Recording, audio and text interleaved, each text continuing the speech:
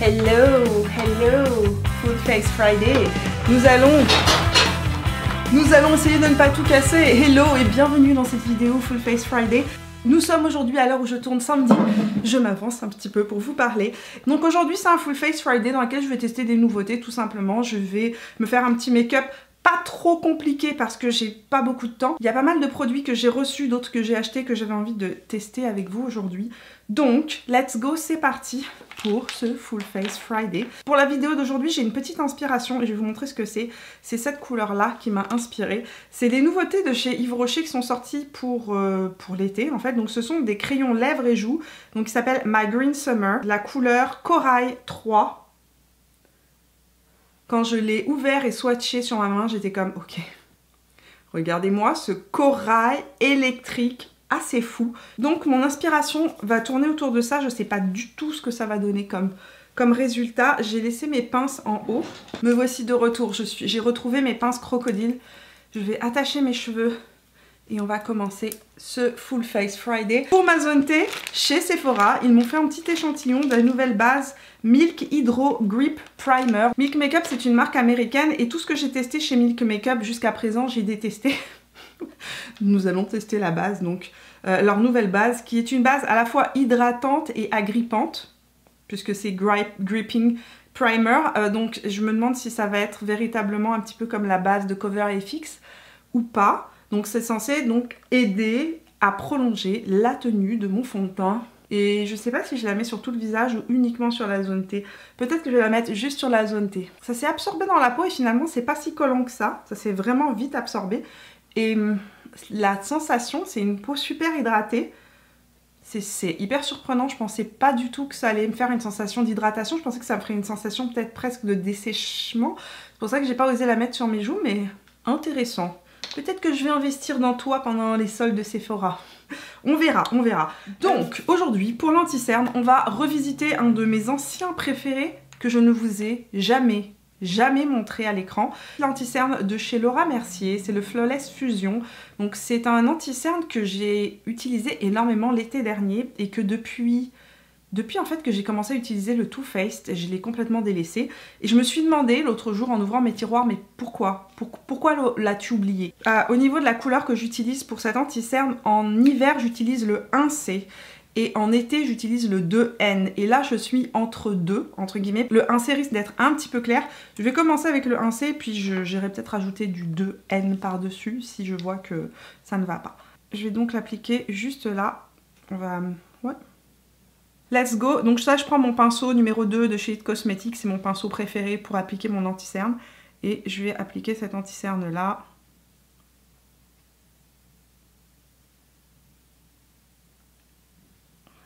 Par contre, effectivement, il faut en mettre un petit peu plus de celui-là. Je suis plus habituée. Il faudra que je vous raconte quelque chose au niveau de l'anti-cerne.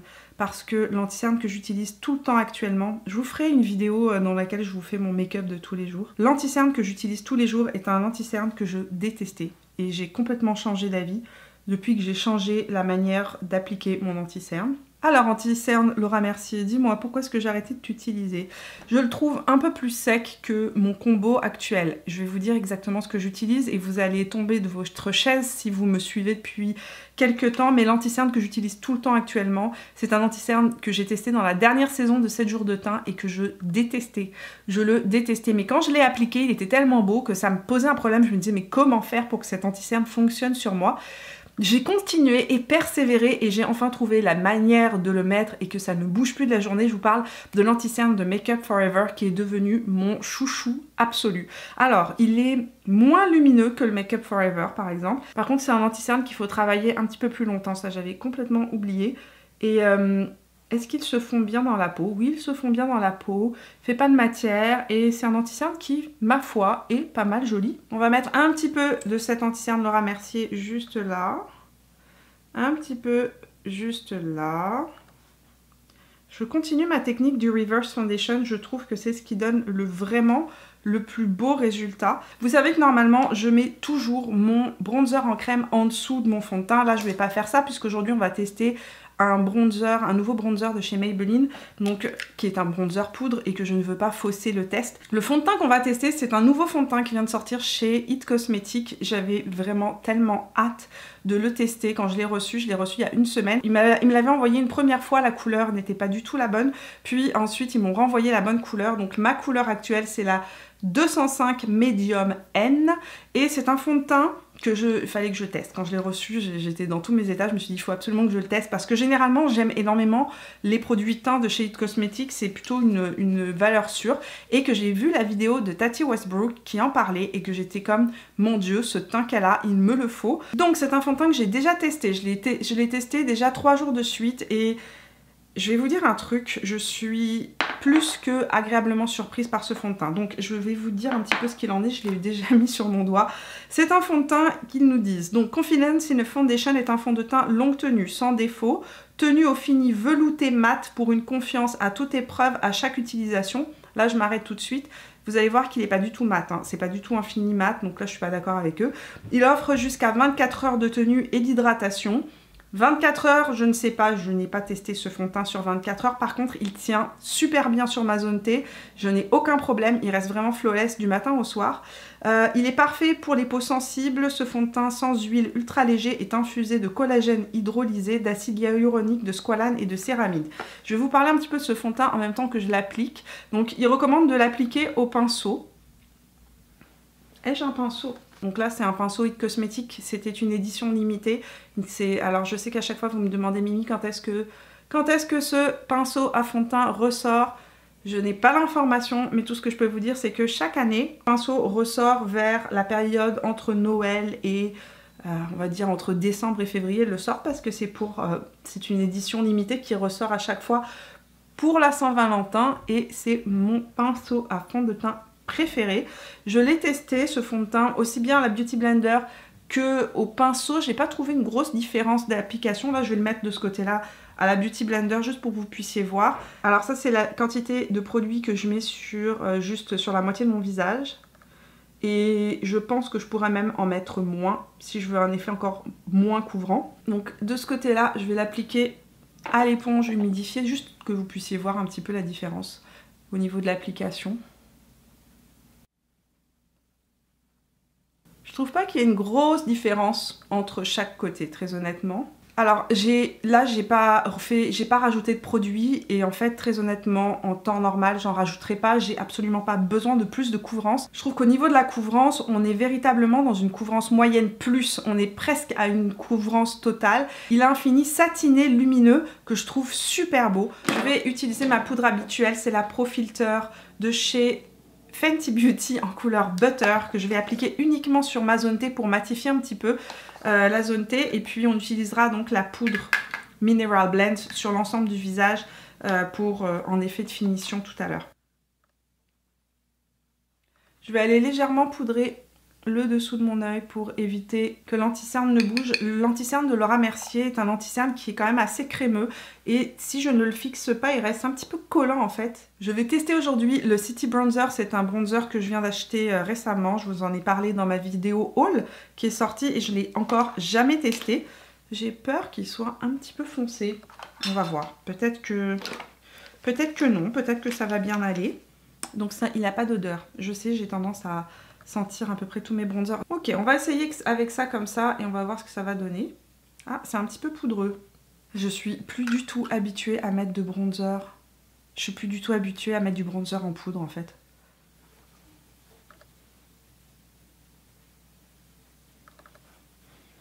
Il est très mat, hein. Je m'attendais pas à ça. Je suis habituée à utiliser des choses un peu plus lumineuses. Là, c'est vraiment hyper mat. Je sais pas, je trouve ça super dommage. Regardez, ça éteint toute la lumière du fond de teint. Ça fait presque un petit peu gris terne muddy.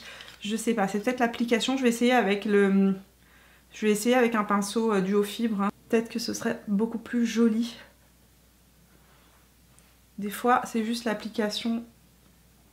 Ah oui, c'est beaucoup mieux comme ça.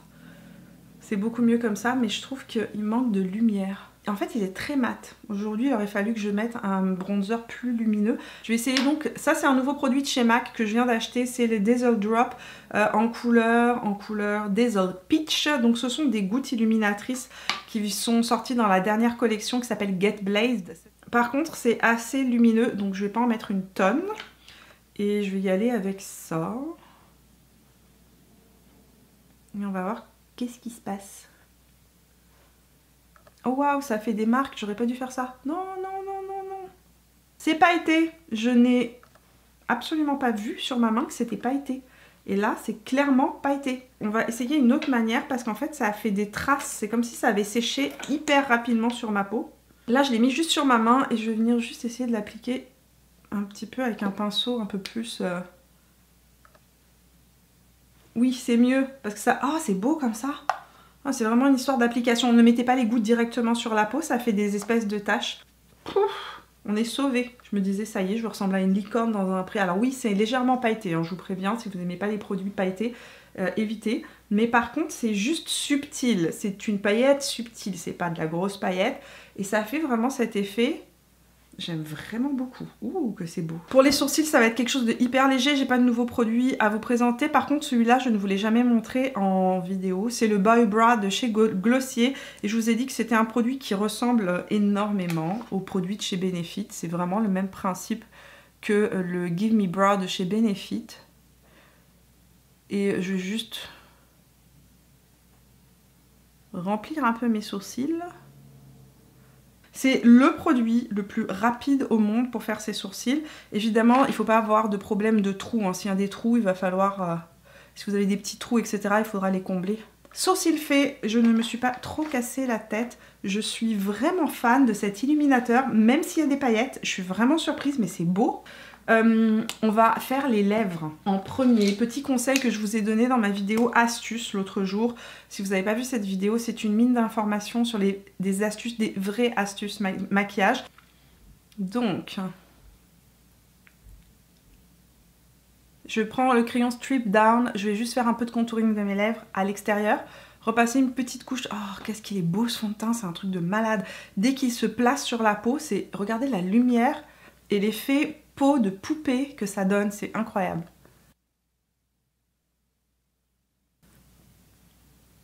Je vais appliquer donc le rouge à lèvres, crayon à lèvres et joues, My Green Summer. Oh, c'est beau. J'ai vraiment les lèvres abîmées. Le pauvre crayon. C'est hyper crémeux ce truc-là. C'est hyper surprenant parce qu'en fait c'est hyper précis. Waouh, c'est néon. C'est magnifique. Oh, j'adore. En plus, il s'est posé super facilement. C'est hyper crémeux. Je suis très surprise. Je vais le mettre juste comme ça, en effet lèvres teintées, parce que j'ai la peau des lèvres qui est tellement abîmée. Mais juste comme ça, en passant juste un petit Kleenex. Regardez comment c'est beau, ça teinte la lèvre. En même temps, c'est un corail hyper lumineux.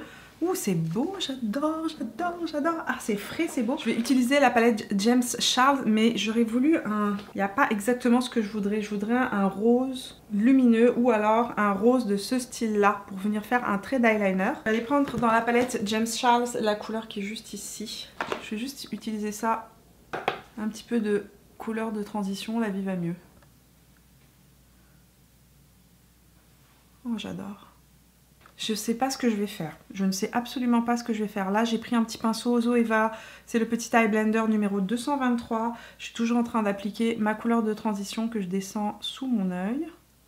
Mais ce rouge à lèvres est si beau. Vous qui me demandiez sous ma vidéo sur les tendances make-up du printemps et de l'été des possibilités de rouge à lèvres corail mais petit prix, c'est typiquement la couleur de l'été, c'est typiquement le fini de l'été. Je vais venir accentuer mon creux interne très légèrement. Je vais prendre, j'arrive pas, la palette la plus grande de la planète. Je vais prendre la couleur qui est juste ici.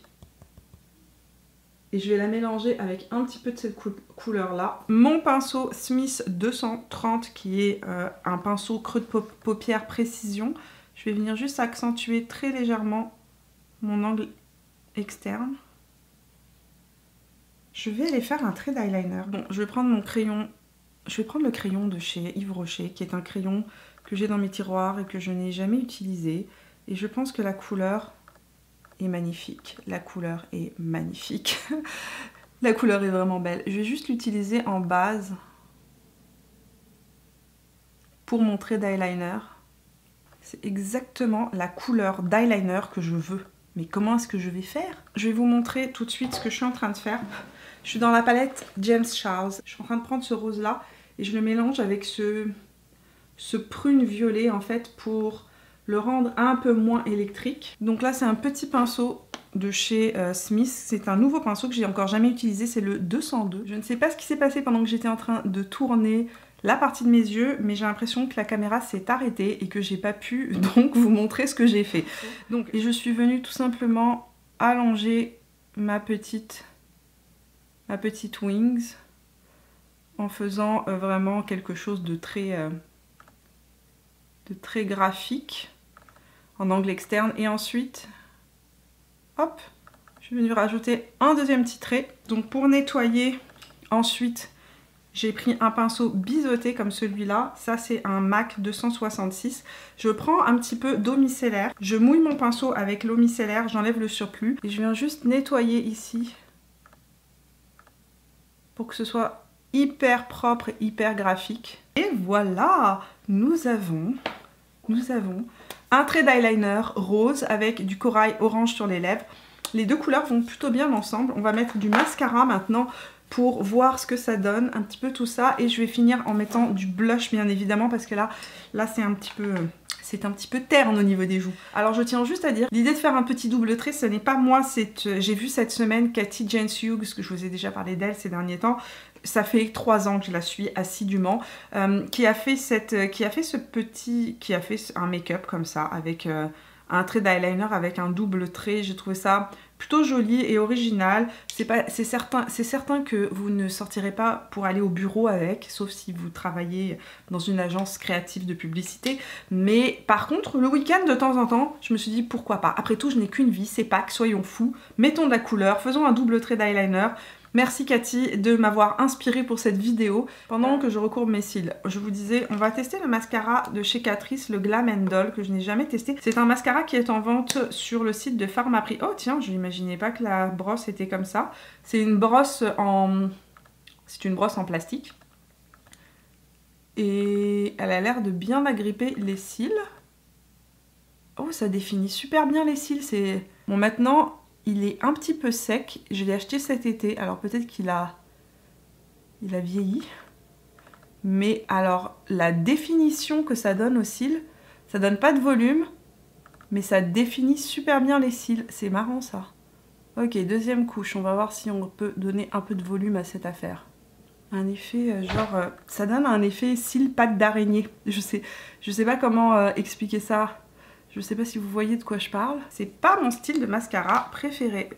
Je sais pas, je suis pas enchantée par ce que je vois. Well, ça manque juste un petit peu de couleur et ça manque aussi un peu de définition au niveau des joues. Je trouve que le bronzer s'est complètement fondu dans ma peau. Il a fait un petit peu de texture ici, c'est comme un peu patchy, épais, je sais pas pourquoi. C'est pas le fond de teint qui fait ça parce que j'ai déjà testé le fond de teint à 3 reprises et à chaque fois j'ai jamais eu de problème avec mes blushs et avec mes bronzers. Mais là vraiment je trouve que j'ai des petits endroits qui sont un peu ternes, un peu patchy, je ne sais pas quoi penser. Comme les crayons Yves Rocher sont aussi des blushs, je me suis dit qu'on allait tester ça. On va utiliser ça pour voir comment est-ce que... on va voir ce que ça donne sur les joues. Je vais utiliser une brosse. En fait, ça c'est un pinceau duo fibre de chez MAC. Et là, la couleur que j'utilise, c'est le... Y a-t-il une couleur? Le rose nude.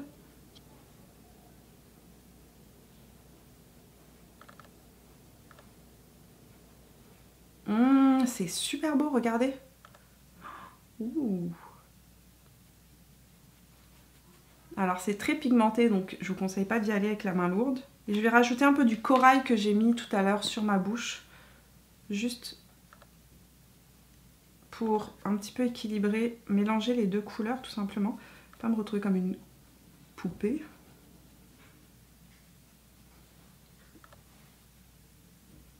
On a une petite poudre de finition pour terminer qui est la Vichy Mineral Blend. Donc je vais utiliser la médium. On va prendre un pinceau comme ça. Est-ce que je... Punaise. On va mélanger les trois. Oh. Wow. Ça gomme les imperfections. Un truc de malade. Je suis en train d'essayer la plus claire sur la partie de ma zone T. Ça, c'est la plus claire des poudres Vichy. Et j'ai les yeux qui pleurent. Je suis en train de m'étouffer. Il y a le chauffage qui est à fond dans mon bureau. Excusez-moi. Donc je suis toute rouge à cause du chauffage et pas à cause du blush. J'ai les joues en feu, donc j'ai la coupe rose qui ressort. Mais par contre, cette poudre est sublime. Je suis scotchée. Elle a de la couvrance. C'est une poudre qui couvre. C'est pas une poudre qui est transparente. Je pensais que c'était vraiment une poudre de finition. Mais je suis en train de me demander si on pourrait pas la mettre par-dessus une bébé crème parce qu'elle a vraiment apporté une dose de couvrance à mon visage qui n'était pas prévu, tout simplement. Ça enlève tous les défauts de peau, tous les pores apparents, tout est... Je vais zoomer comme ça, vous pouvez voir. Je sais pas si vous allez pouvoir le voir, mais ça a vraiment fondu tout le make-up ensemble et ça a camouflé les pores et autres. Résultat des courses, je suis scotchée par la poudre Mineral Blend qui a fondu tout le make-up ensemble, qui a camouflé les pores, qui a donné de la lumière à la peau. Cette poudre, elle est magnifique. J'ai adoré utiliser les nouveaux petits crayons de chez Yves Rocher que je trouve super jolis. Franchement, c'est un super duo. On peut les utiliser sur les lèvres, sur les joues, c'est super. C'est vraiment parfait. Je suis pas fan du bronzer. Je sais que vous êtes plusieurs à l'adorer. Je sais pas ce qui se passe, mais moi je le trouve vraiment ce qu'on appelle en anglais muddy. C'est-à-dire que je le trouve un peu terreux, un petit peu fade, un peu gris. Je pense que c'est vraiment par rapport à ma couleur de peau qu'il ne va pas. Pourtant, il était si beau. Comme ça sur la main en swatchant, donc je suis pas hyper fan. Je vais le réutiliser, je vous donnerai mon avis là-dessus. La palette James Charles, ben écoutez, c'était juste que je voulais vous la montrer en action, c'est quelque chose que j'utilise tout le temps et que j'adore. Le fond de teint de chez It Cosmetics est un fond de teint que je trouve vraiment magnifique, qui fait vraiment cet effet peau de poupée, peau parfaite, avec une lumière qui ressort.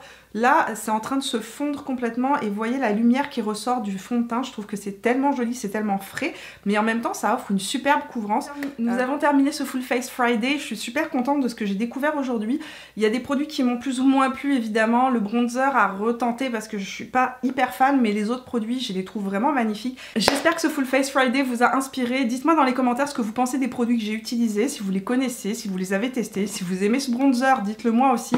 Peut-être qu'il est tout simplement pas fait pour ma carnation de peau, c'est peut-être juste ça. Donc voilà, dites-moi tout ça dans les commentaires, j'ai hâte de vous lire. Nous on se retrouve tout au long de la semaine sur Instagram et sur Facebook, et si vous n'êtes pas encore abonné à la chaîne, c'est le moment de le faire en cliquant sur mon visage. On se voit mercredi prochain pour une prochaine vidéo. Jusque là, portez-vous bien, je vous fais plein de bisous. Ciao!